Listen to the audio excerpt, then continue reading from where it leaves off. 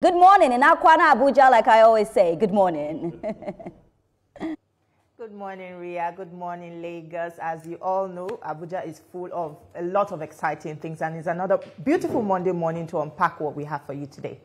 Welcome to September, the beginning of the Ember month. It's beautiful to be in the new month, TVC. Yes, happy new month. Happy new month. I hope that the month brings forth beautiful, beautiful things for all of us. Exactly. Then let's give you what we have for you today.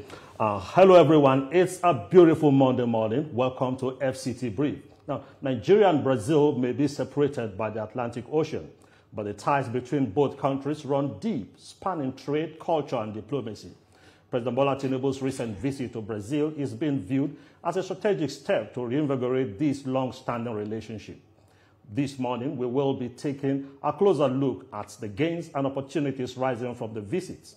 The president's trip to Brazil was more than a courtesy call. It was a mission to strengthen partnerships in agriculture, energy, and technology. Brazil, one of the largest economies in Latin America, offers Nigeria a model for diversifying its economy beyond oil.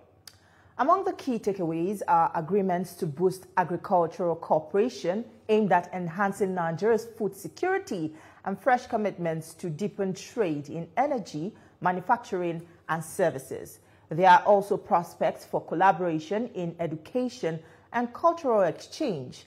As Nigeria looks to diversify its economy and cement its place on the global stage, the renewed partnership with Brazil could be a turning point.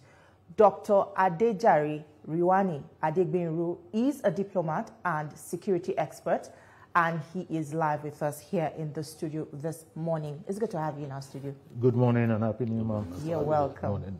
Well, Brazil and Nigeria share similarities, no doubt, but people are beginning to question President Tinubu's trips, and some are saying with billions spent over time, what real benefits can we point to that Nigeria has stands to benefit so far from these trips?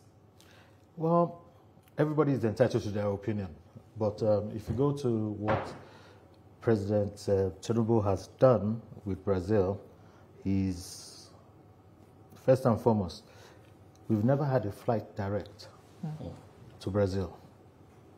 Now we have the biggest carrier, which is Airpeace, going to Brazil. They signed the agreement for them to be going to São Paulo in Brazil. That's one milestone. Then you now look at it that this is a man that has also gone into the acts of getting agriculture back into mainstream, which Brazil is pretty strong in. So you have your Bank of Industry and their own, the Brazilian side. Then you now have the foreign affairs being exchange of knowledge between foreign affairs and Nigeria and foreign affairs Brazil. In the health sector too, the same thing. You know, this is a man on a mission, and I think bringing people in, especially as you rightly said, that Brazil is one of the largest economy in Latin America, which is true, to come to Nigeria. For example, look at Petrobras. They left about 5 or 6 years ago. Yep. Now they're planning to come back. Doesn't that show you that he's working? We always like to pick holes at, oh, someone is spending billions, but look at what he's getting back in return. We don't have a national carrier. Today, the biggest carrier is Airpeace. Look at what he has done. He brought Airpeace to make sure they sign a BASA agreement with Brazil. And we are saying he's not doing anything. No, quite interesting. You just talked about Petrobras that left about 5 years ago, and they're coming back. It seems that these investors are seeing something positive in the system. That's why they are coming. And you rightly said also that everyone is entitled to their opinion. Yep. Some people don't see it that way. Now, what are those things you think the president is putting in place or has put in place in the system, security-wise, that looks attractive to these investors, so that those who probably have opinion and are not seeing it that way might also begin to see from that perspective that, look, there's so much that is being done. He's not just traveling. He's putting a lot of things in place also. What are those things you want to highlight? Well, if you look at it, I would like to take you back a bit. When General Obasanjo was president in 1999, he was going around, he traveled so much to London Nigerians' image. The greatest thing we have in Nigeria today is that we do not have a good image. And what the president inherited, he has now gone out to change the narrative of changing and making people believe that Nigeria is a place you can come and invest in. There's no country in the world that doesn't have challenges, which we all know. In terms of security, he's battling at it. And it's one thing that you cannot really say overnight. Nigeria is a difficult place to govern. And this man is trying hell and tooth to make sure that it is right, enabling for international investors to come back. And before you have someone like Petrobras coming back to Nigeria, they would have done their research. They left, so why are they coming back? They think that the country is ready to do business. They are satisfied with it. And those kudos goes to the president. And a lot of people do not see that. Nigeria, all they think about is today, not tomorrow. A decayed system that he met, he's trying to cover it and taking bold step by removing all the things he met. Yes, he has a bad effect on everybody, even I myself. But when you look at the long-run picture, we'll know where we are heading to because we can see the green light. Well, intentions, they say it would be a good place to start. And, you know, a lot of people have highlighted that President Tinubu has quite good intentions for Nigeria in moving Nigeria forward. But, you know, there are still present-day challenges in terms of our economy and security. And if you take a look at it, will you say that Nigeria is fully tapped into what it possesses as a country, you know, the economic gains that we do have that other countries can benefit from before also seeking partnerships, strategic partnerships with other countries to ensure that we are not, you know, taken advantage of or, you know, skimmed out of things? Mm-hmm. Well, you know, Nigeria, God has blessed us so well that we have so many things. And it is time that we start looking beyond oil. As you rightly mentioned, you know, we have our mineral resources, which is untapped. And, you know, for us, we say thank you to God first. For us having all these minerals, oil,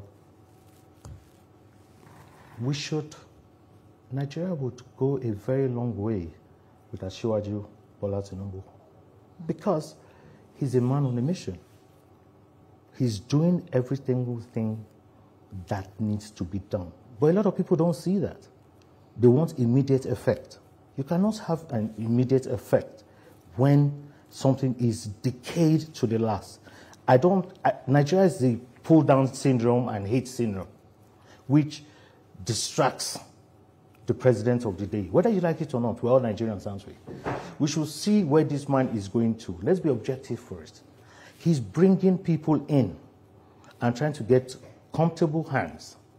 But remember, the president has anchor people. That's why he has his ministers. That's why he has his DGs. You get what I'm saying? He has an idea, and those people have to be loyal to him to have his vision. But for the average Nigerian who doesn't even read newspaper or does research, they look at it that he's not doing anything. But we, that we're looking at it from our point of view and from the educational background that we all have, we can see that this man is heading towards the right place. And Nigeria is one of the countries of this pull-down syndrome that if you are doing something right, everybody wants to say, no, you're not doing it right. Okay, I like the aspect you talked about, the pull-down syndrome, while some are trying to paint the positive image of Nigeria. I remembered also a very notable Nigeria, the leader of the Conservative Party. People say, look, Kenny, that she's demarketing the country by what she says about the country. Every country has its own challenges. Now, look at it culturally. Brazil is significant when you talk about culture because we have a lot of similarities. Now, how can the various states or the geopolitical zones or in private entities tap into the cultural advantage with Brazil, with this opening that the president is bringing on board? Well, he has done that. Well, obviously, you know that Nigeria is, a lot of Nigerians are in Brazil, and our culture is already there in some parts of Brazil over history. And I see that from the Minister of Culture, she too has to now open up her gates to make sure that we tap into the exchange of culture or the existing culture that we have. I know there's certain parts in Brazil that speaks Yoruba, for instance. I've never been to Brazil, but I know from history and from reading a lot that we have that culture. And I believe that, yes, transfer of culture will be a benefit for Nigeria. All right, we'll still continue this conversation, but let's take a quick short break. It's a good time to grab your coffee. Don't go anywhere. We'll start more for you on the program. Stay with us. We'll be right back. Thank you for staying with us. So we'll still continue our discussion with strategic benefits on President Tinubu's foreign trip to Brazil, and still helping us to dissect that matter is Dr. Adegbenro. Now, Brazil built an impressive agro-value chain by empowering its rural farmers and also backing it up with policies. Can you say, or can you point to anything similar that is functioning in Nigeria today?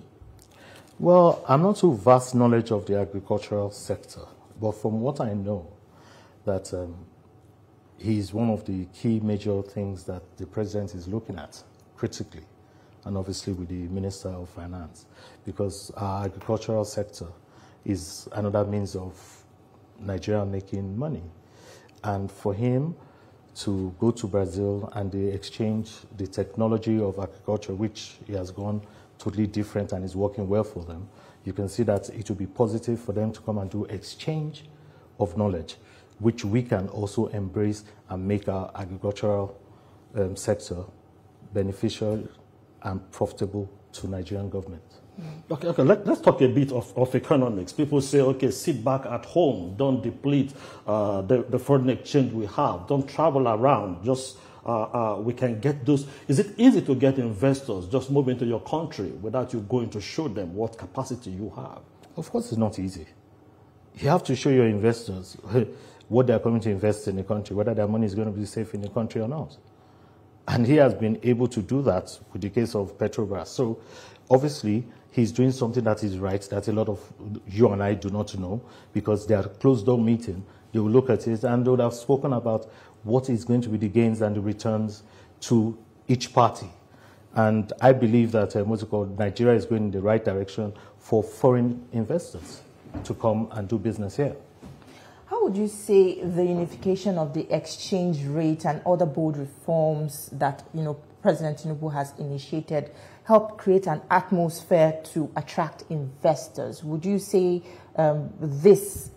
he has created an economy that will help investors thrive, or we are still in the process?